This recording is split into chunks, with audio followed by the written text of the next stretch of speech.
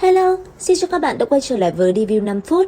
Ở cuối tập 176, sau khi Thạch Hạo đi vào trong vết rách không gian, anh ấy quan sát những chiếc chum lớn thì phát hiện ra bên trong đó lại là tiên huyết.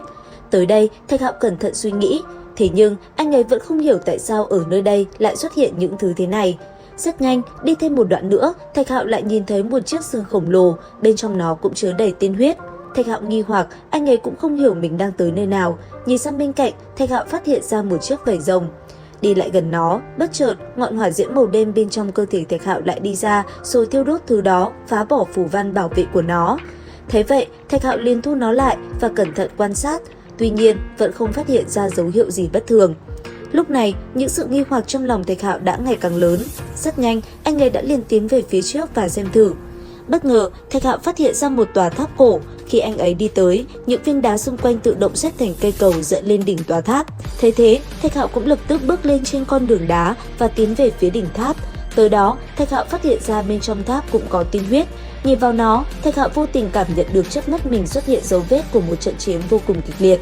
Đang chiến đấu, những người này trên trán đột nhiên phóng ra một đạo thánh quang, tạo thành một chữ tội phá tan mây trời. Đến đây, ánh sáng cùng hư ảnh dần mờ đi rồi từ từ biến mất. Trở lại thực tại, Thạch Hạo rất nhanh đã đi xuống và rời khỏi tòa tháp cổ kia.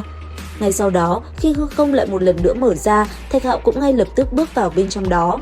Không lâu sau, trong lúc mọi người còn đang lo lắng thì từ trong luồng xoáy kia đột nhiên tỏa ra một luồng khí tức mạnh mẽ. Sau đó, từ bên trong đó, thân thể Thạch Hạo lại bất ngờ rơi xuống. Chứng kiến nam nhân kia trở về, mọi người đã liền chạy tới bên người anh ấy. Ngay lập tức, mọi người liền hỏi Thạch Hạo xem đã có chuyện gì vừa xảy ra. Nghe vậy, anh ấy cũng nói cho mọi người biết những gì mà mình thấy. Nghe xong, tâm tình mọi người đều chấn động. Sau một hồi bàn bạc, Thạch Hạo cũng liền nói mọi người hộ pháp cho mình. Tiếp theo đây, Thạch Hạo muốn tiếp tục tu luyện. Rất nhanh, ngồi tại chỗ, anh ấy đã liền rơi vào trạng thái nhập định. Bất chợt, đang trong lúc Thạch Hạo ngồi yên lặng thì ở bên ngoài, trên tay bé thỏ cầm một cây kiếm rỉ sét bất chợt phóng kim quang thẳng trời cao, khiến nơi đây bừng sáng, từng đốm ánh sáng nhỏ tỏa ra chiếu rọi nơi này, làm mọi người kinh ngạc. Thế nhưng không lâu sau, khi mọi người lùi lại thì tình huống quỷ dị lại một lần nữa xảy ra. Lúc này, ngọn lửa quỷ dị sau lưng Thạch Hạo phát sáng. Ngay sau đó, xung quanh cơ thể Thạch Hạo xuất hiện những cái xác khô tỏa ra luồng khí tức hắc ám cùng mùi hôi thối vô cùng khó chịu. Nhìn đám xác khô kia đang đi về phía mình, Thạch Hạo vẫn bình tĩnh, chỉ trong tích tắc, hai mắt đã liền tỏa sáng.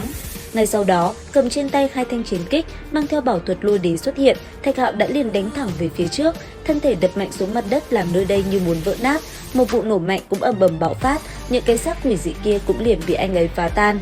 Thế nhưng, khi khói bụi qua đi, bất chợt từ trong đám xác sống kia lại xuất hiện một thân ảnh quỷ dị, ngưng tụ ra một luồng khí tức khủng bố. Nhất thời, theo bàn tay thân ảnh đó kết ấn, hư không cũng liền xuất hiện từng luồng ánh sáng. Từ bên trong nó, hàng trăm cánh tay nhanh chóng đi ra. Lấy thân ảnh kia làm trung tâm, hàng trăm cánh tay kia đã liền đánh thẳng về phía Thạch Hạo. Đối diện với nó, bảo thuật của Thạch Hạo cũng nhanh chóng xuất ra. Trong khoảnh khắc va chạm, tất cả đã bị phá nát, hư ảnh kia cũng liền tan biến trong hư không. Tuy nhiên, điều quái dị vẫn chưa chấm dứt. Rất nhanh, ở dưới mặt đất, thân ảnh quỷ dị mang theo 4 loại bảo thuật cũng rất nhanh đã hiện ra, rồi mau chóng tiến về phía trước.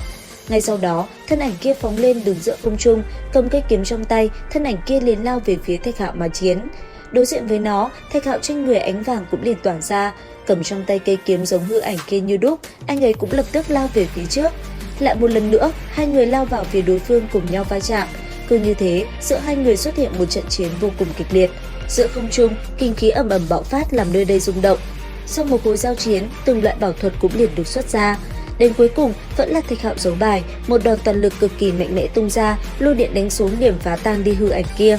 Cứ như thế, hư ảnh kia biến mất, Thạch Hạo cầm kiếm trong tay đứng lặng lặng giữa hư không, một luồng khí tức mạnh mẽ tỏa ra như muốn phá nát thiên địa.